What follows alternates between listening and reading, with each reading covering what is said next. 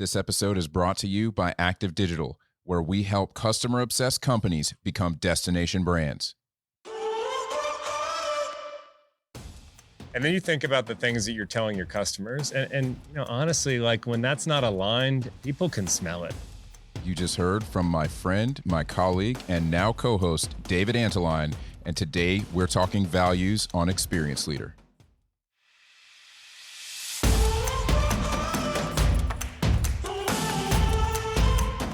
Do you want to decommoditize your products and services? Do you want to become a destination brand, increase your revenue, and have more control over your pricing? Well, you're in the right place. Each week, we'll talk about how to create great customer experiences and how to orient your company to enable them. I'm your host, Devin Smith, and this is the Experience Leader Podcast.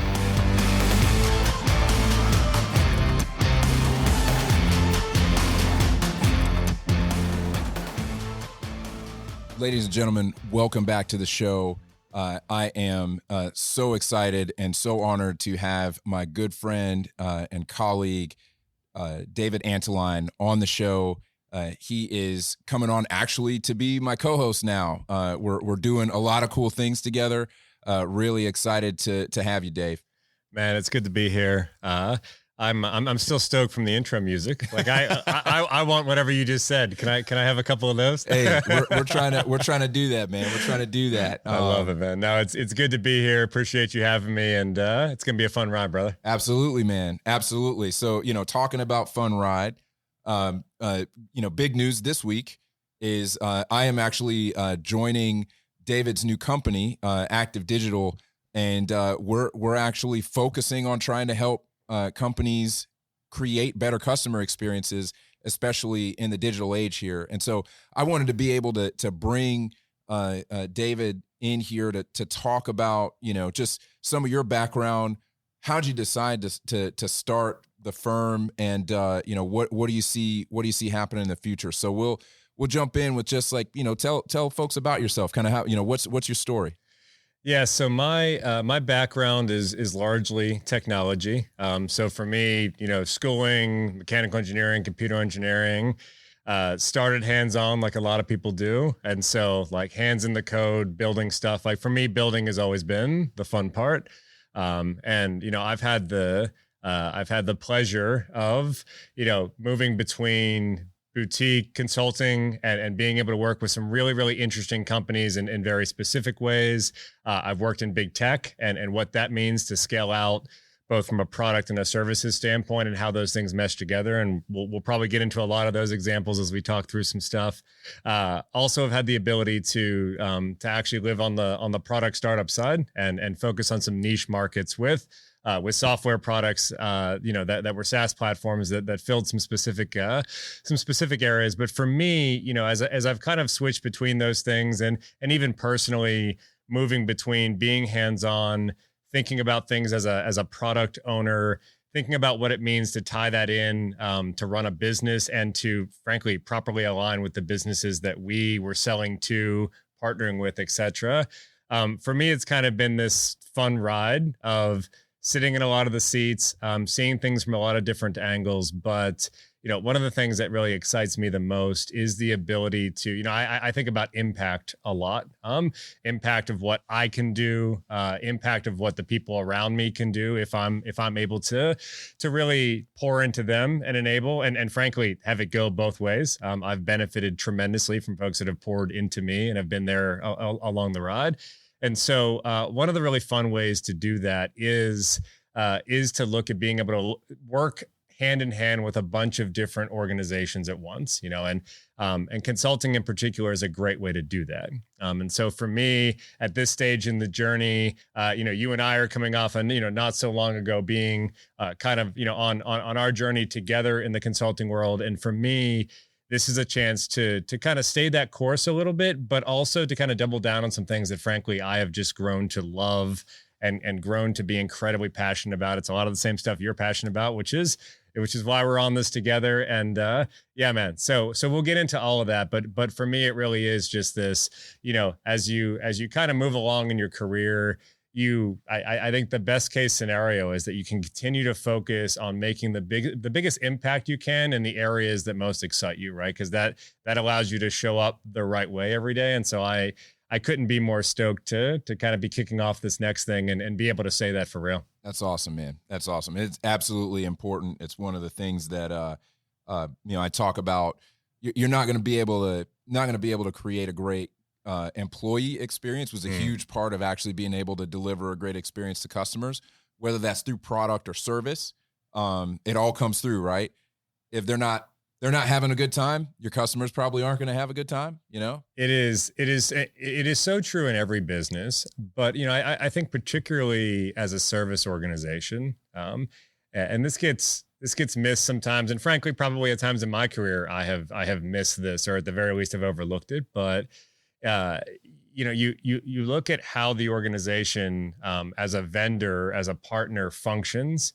And then you think about the things that you're telling your customers, and honestly, like when that's not aligned, and we'll probably talk a lot about this as we kind of go through, some of these topics that I know we want to cover in the coming weeks and months. But the truth is, when that alignment isn't there, people can smell it, Totally. That's true internally and it's true externally. And there's a big gap for a lot of organizations right now in what they're able to say versus how they're able to operate. And it's hard to get right. There's no doubt about it. I don't have the exact right playbook any more than anybody else does, but it is something that we can make the choice to focus on and to get better at. And for me, especially at this part in the journey, it's like, yeah, that's a thing that deserves focus. The people that are alongside us, like they deserve that focus. Our clients deserve that focus. Their customers do as well. So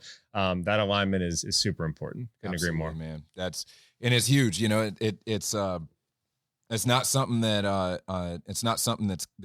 I find to be a common understanding. And even if it's understood, it's hard to execute. And I'm not saying it's going to be easy for us to execute. It's not easy for anybody to execute. Otherwise, everybody would be doing it. And we probably wouldn't have a reason to start a firm, right? No doubt. But we do, because it is hard. And people do need help. And so we're really excited about being hardcore about actually living out what we're preaching around having all of these things in place and having that alignment, so that you can actually execute. Man, I want to get into a little bit of your story. You talked about some of the consulting side of it, and you glossed over the product side. But David has actually he started his own software company. It was called Arms, right? That's correct. Tell the ARMS story for folks, because I want you to kind of cover that side of actually putting a product in the market and actually finding a fit and it taking off. I think that it's a really interesting story. I'd love for people to hear. Yeah, and I mean, I think anyone that's lived in both camps, and I'm oversimplifying by making it seem like there's only two camps, but I think anybody that's lived in both camps. So, you've kind of been in the services world, and then you think, okay, well, yeah, it's got to be easy enough to spin up a product, right? We do this all the time. You find out pretty quickly, like, all right, that's a different ball game. And so for me on that journey, I had the good fortune of being with a smaller firm that happened to be acquired by Red Hat. So was living in big tech, or I don't know, maybe Red Hat was medium tech at that point in time. They're definitely big tech now. So I had some nice sort of inside look, especially in my time at Red Hat, of running a services organization, but doing it within the bounds of a product company, and really seeing some of that interplay, frankly, on the inside. And it's hard to do for sure. But it was a very kind of eye-opening experience for me of, okay, yeah, I can see how the folks that are super dedicated to, for Red Hat, there was a very specific set of products. In their case, it was all coming, through the open source channel, and how that worked and how that flowed through to service. And so for me, it was a natural extension to then think about, okay, but from a platform perspective, like what what's out there that can be built. What are those markets that are just waiting for that type of disruption? And so I had some amazing partners that were also on the lookout, and the three of us were really able to, along with a bunch of other great folks, to be perfectly honest, we're able to find a cool opportunity. In this case, it was in the athletic space, and particularly in the college athletic spaces where we first focused, where it was an interesting opportunity to take a pattern that wasn't new, which is the idea of it's a core system, right? So call it an ERP, call it a CRM, call it a mashup of the two. You find this in a lot of different industries, but what we found is in that industry in particular, and you'll see this in other spots, right, in other markets, where the folks that are in it, they're feeling the pain of doing something that might not necessarily be considered a business, but at the end of the day, like, it's a business, and the challenges that they face, how that flows through, all of that resembles any other highly regulated entity that's out there. And it's funny to compare, a college athletic department to a bank, but the truth is smaller scale, but it's the same type of challenges. And so the challenge for us then, really from the ground up, was how do you purpose build a platform that treats that type of entity, that is highly regulated, that's very compliance based, that has some very specific objectives around how they interact with student athletes, what that life cycle looks like. We thought a lot about the athlete and what it means from the time you're 3 years old and your parents are the fan of some school and you kind of get jazzed about that, to potentially getting into athletics yourself, to what that might mean for you as you head into college, whether that's, a Division I superstar or frankly, whether you just want to keep playing ball and there's a small enough school that'll let you suit up, on Saturdays. Whatever that looks like, looking at that athlete journey, which was really the customer for the athletic department, and tracking that through in a way that not only fulfilled the regulatory conundrum, I think, that a lot of athletic departments are still facing today, if I'm being honest, but certainly we're facing, if I kind of rewind the clock back to 11, 12. So looking at that and saying, okay, how do you build a platform that does that? How do you bring user experience that is superior to the extent that you're actually improving customer experience, and not just, okay, this looks more modern, or it's better than that thing you're using now, or whatever it might be. And the other challenge too, and we'll talk more and more about this because I just find it so fascinating, is, when you're building products for folks that are in an industry that doesn't innovate very quickly, number one, and number two, they probably feel pretty stuck with some of the constraints. Finding ways to get to the heart of the jobs that customer really wants their new platform to perform for them, getting to the heart of their problem, and not necessarily just saying, okay, we'll take that thing that you use today that might be a spreadsheet or whatever, and what if we put a screen together that does that? Well, maybe, right? But actually, what are you trying to do, right? Why do you even look at this every day? Like, this feels like a once a quarter kind of thing. Like, can we have that conversation first? And so I think as a founder in the product world, one of the big challenges, and this is something I feel like I grew a lot in working through this, and frankly, probably screwing it up a bunch of times before I got it better, was that idea of making sure that you listen to the customer, truly listen to them, but also being confident enough in your ability to shape and improve customer experience for them and for their customers in such a way that, like, the end result may look very different than what they have today, but it's supposed to look different. And so we can talk much more about kind of the specifics on that. But for me, that journey was very much about, putting the right team together to just build. And the other thing too, and I'll just say this, when you come up through consulting and then you start a product company, you hit that point a couple months in where you're like, oh, we have to support this forever. So, the other thing that I learned real quick on the quality side was, all right, this is going to be a thing that's you don't get to walk away. You own this, right? And those tickets are going to keep pouring in, so you might as well get it right the first time, right? And so you learn different, you get a different appreciation in a good way for what it means to to deploy iteratively and to do all that good stuff that goes along with software development, but also to very much think about, we're putting this thing into the world and it's real, and it's not, you don't just get to pull it back. Yeah. So yeah, lots of good lessons learned, lots of stuff that was, that I'll certainly carry with me forever, that you kind of figure out like, okay, this is what it's like to build something from scratch, own it, and have it be used by, tens of thousands, hundreds of thousands of people, and just like realize the impact of that. That's awesome, man. That's so awesome. I think that that reality of, hey, I own this now, right? Like we have to own this. We're gonna have to continue to support this.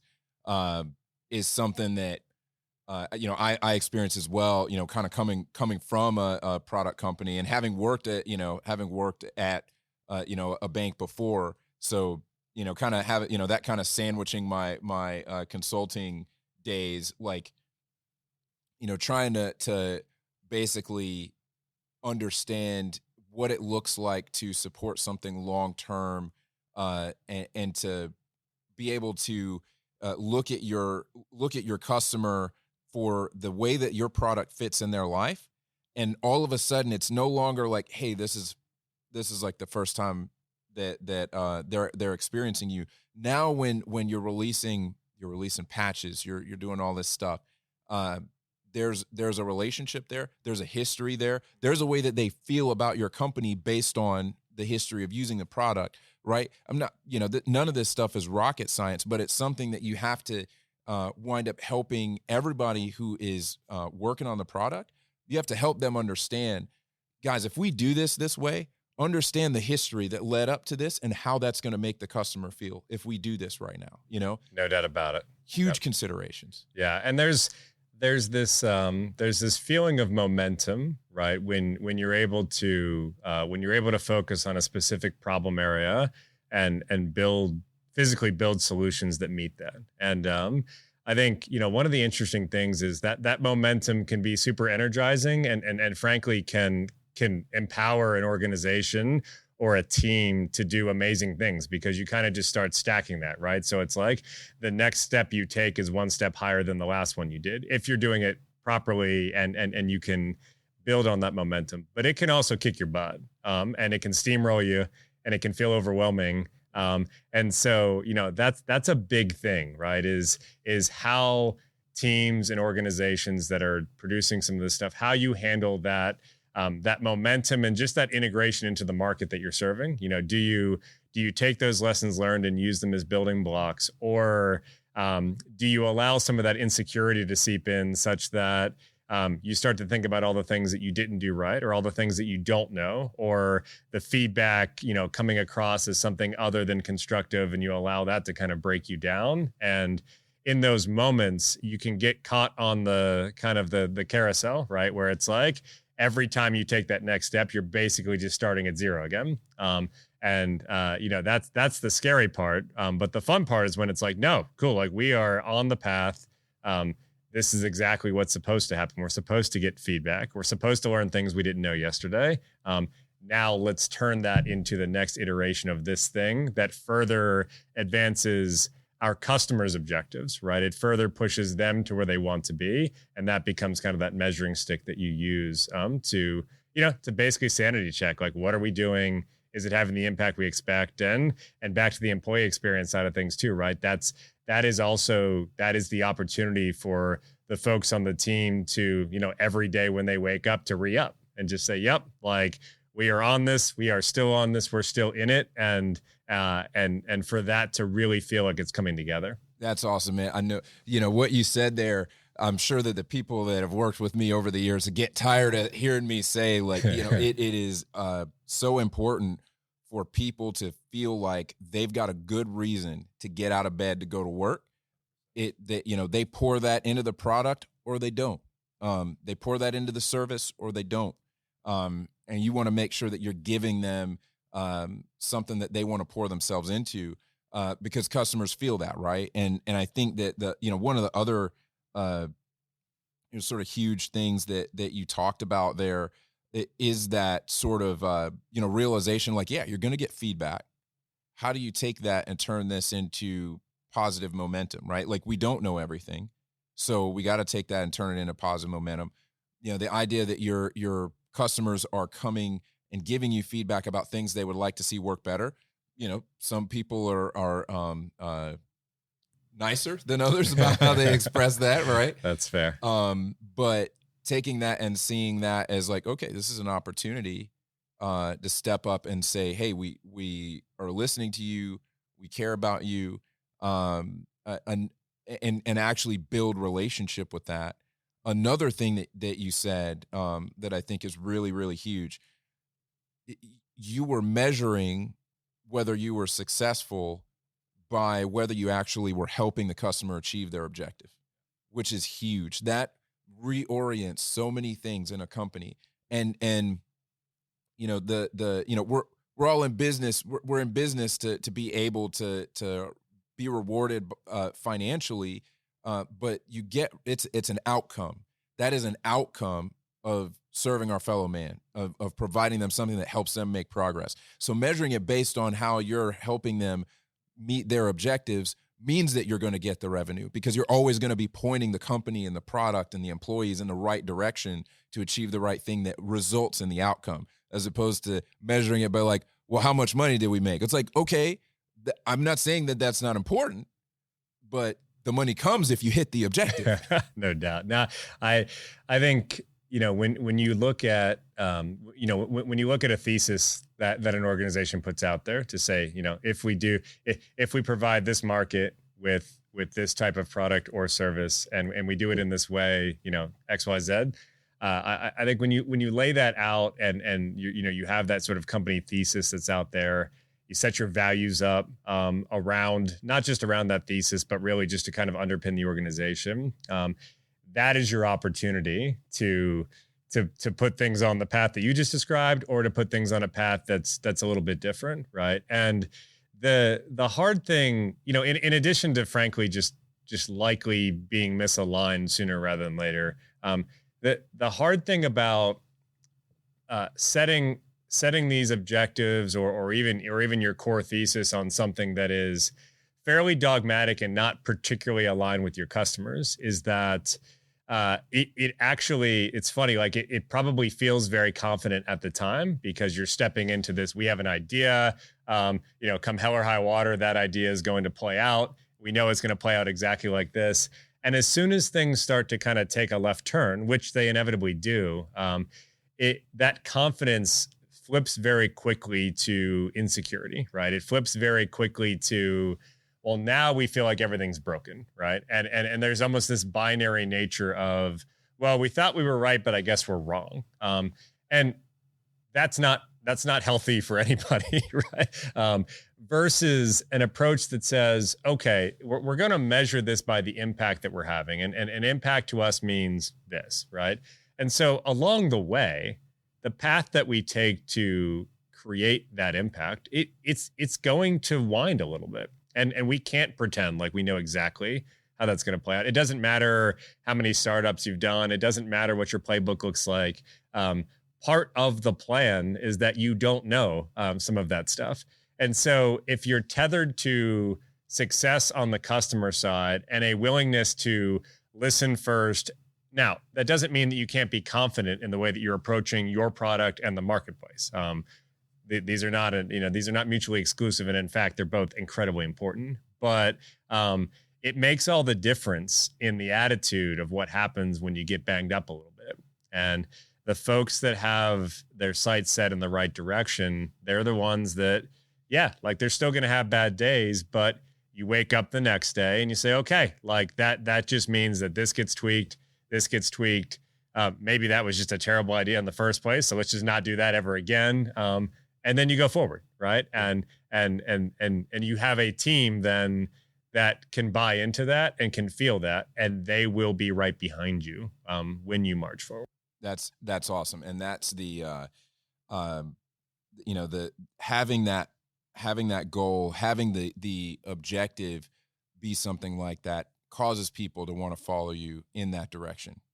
It's one of the big things that I point out to companies that I work with, whether that's being in-house or in consulting, um, is you have to give people something to want to follow. Yep. If you're going to lead, you have to be leading them to a place that they want to go in order for that to work. And a lot of times um, when you're placing making a difference, when you're placing making an impact as that thing that you're marching towards, people will get behind that because they are working towards a purpose that's bigger than themselves. I can get out of bed for that every morning. But eventually, if all of our targets are revenue targets, I stop wanting to get out of bed for that because eventually I'm just like, well, what does it mean? What is that doing? There's a lot of ways we can make money. A lot of ways I can make money if that's what my goal is. Then I don't know. It's going to get hard, right? Like you start getting some of the negative feedback, things take a left turn, etc. The insecurity sets in. You have to have something that keeps you focused, that keeps you motivated, and that mission is super critical. I mean, I just can't emphasize enough how important it is to have those values. You bringing that up is amazing. Those values, and I've pretty much hit this, at the last several companies that I've been at. Is just, why are we here?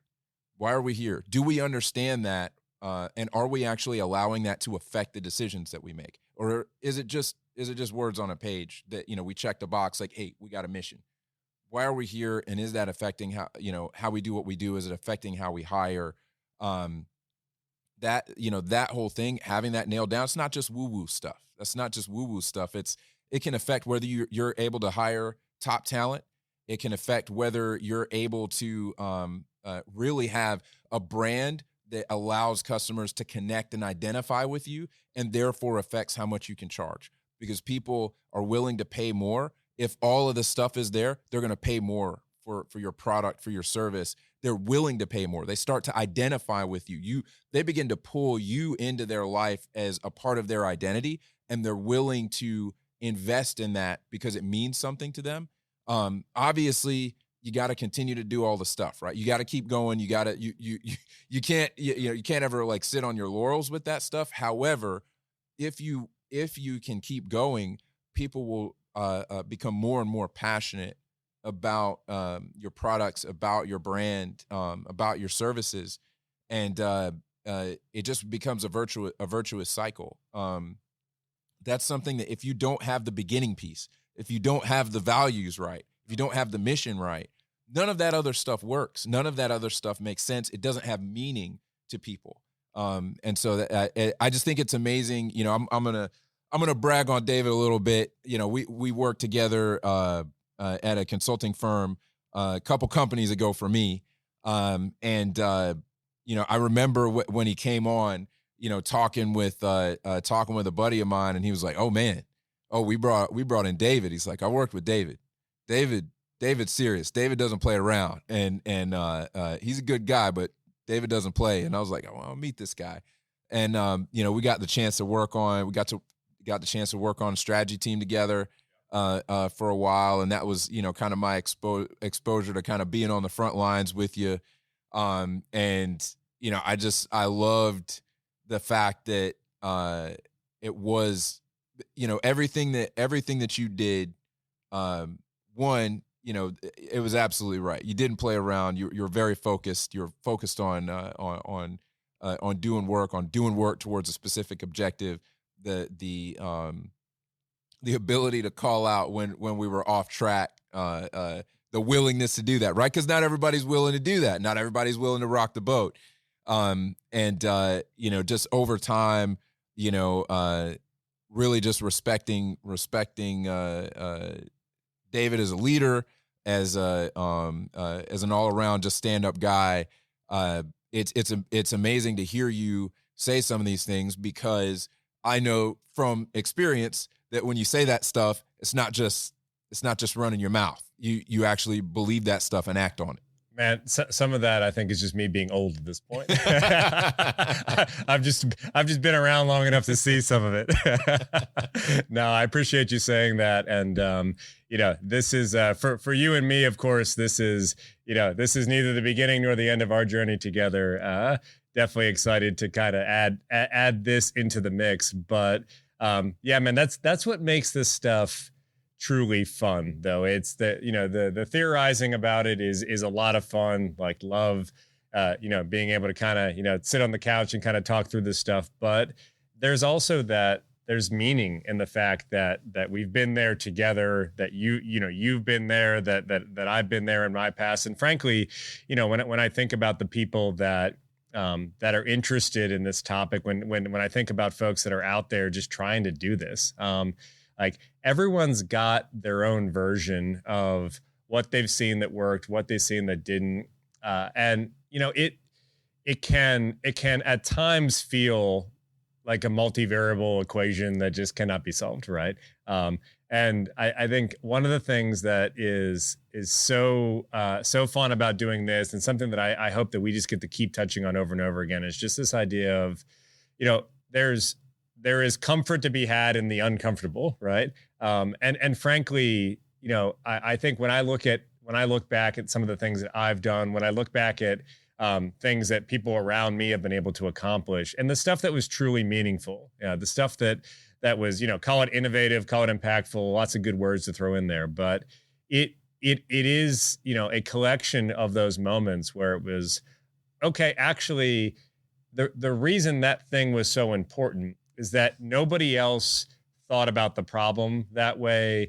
Nobody else was kind of willing to step out of their component and look at it across, 2 or 3 areas and say, what if, I mean, and a lot of times it's less effort to do it that way. That's the funny thing, right? And so as we dive into, some of the topics that I know you and I want to cover moving forward, I think that is such an amazing recurring theme for a lot of people. It's just that, it's like we're talking about values and mission. And I think about my friends that have come from different parts of the military, and including some pretty deep stuff, and I always think of like embrace the suck and what that means, right? And it's like, there's a reason that those sayings get put out there, right? It's not supposed to be easy. But you're also supposed to lean into that stuff because there is a mission there. There is a reason for why you are, pick your metaphor or your job, right? You're stepping out onto the field, stepping out onto the battlefield, frankly, just rolling up and turning your camera on in the morning, like whatever that is. It's not that it's supposed to be easy, nor is it supposed to be obvious, but I think for those of us that are truly interested in changing the way that folks at the customer side interact with products and services and companies that are out there and making that better, you have to be willing to lean into the uncomfortable. And that's, to kind of to beat this dead horse, like that is true internally from a cultural standpoint. And it's also true in what organizations that are on the front line need to do. They need to embrace more of that.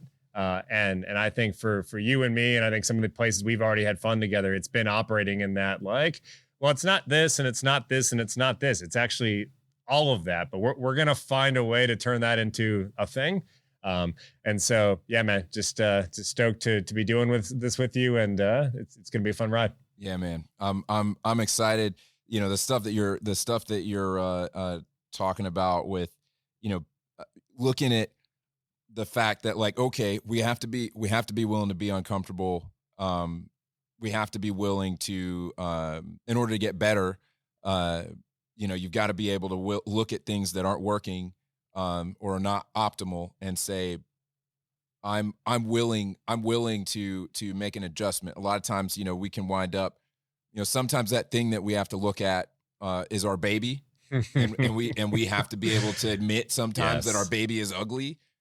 Nobody wants to admit that their baby is ugly, and sometimes we have to be able to do that in order to deliver on purpose and to be able to reap the rewards from that. And that's why, again, the having the mission right, knowing why you're doing what you're doing, allows you to go through that. Like you said, it allows you to go through that. So I think that obviously we've got a mission. We're both passionate about this stuff. Obviously, things aren't going to be easy. The reason that anybody hires somebody to help them do this stuff better is because they are in an uncomfortable spot. There's, no doubt. But I love working through that stuff with people. I love digging in and helping people deal with those uncomfortable truths, if you will, and say, hey, this is the worst of it right here. It's just from here on out, everything is up because we're actually working on it. So let's go. Yeah. I'm really, really excited about doing that. I wanted to make sure that you folks, the audience, had a chance to get introduced to David, for us to talk about some of our ethos and some of the cool things that we're doing now. Not making this a big commercial, but I am really excited that my full-time job now is doing exactly what this podcast is about, and I am super excited to be able to go on this journey with David.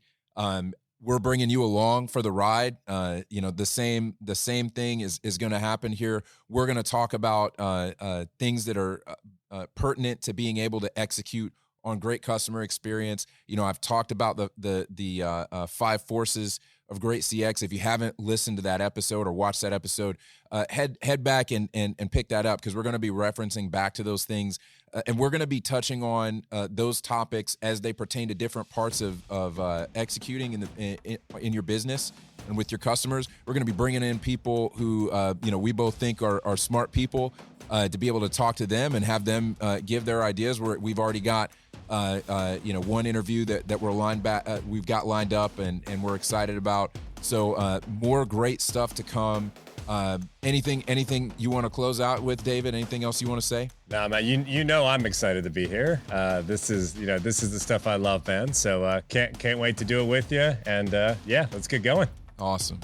So, folks, if you haven't yet subscribed to the channel, this is obviously a new thing here, actually doing video out on YouTube so that we're easier to find. Really appreciate you subscribing, appreciate you hitting the like button if you thought that it was useful. You can find me on Twitter at Devin W. Smith. David, where can we find you? Man, I'm like hidden at this point. I guess there's my transparent answer, right? So I need to fix that. Right now, I exist only on LinkedIn. So there you go. All right. Well, find him on LinkedIn. Follow him. Folks, we are really excited about you coming on this journey with us. And until next time, keep out-serving your competition on your relentless pursuit to become an experienced leader. Catch you in the next one.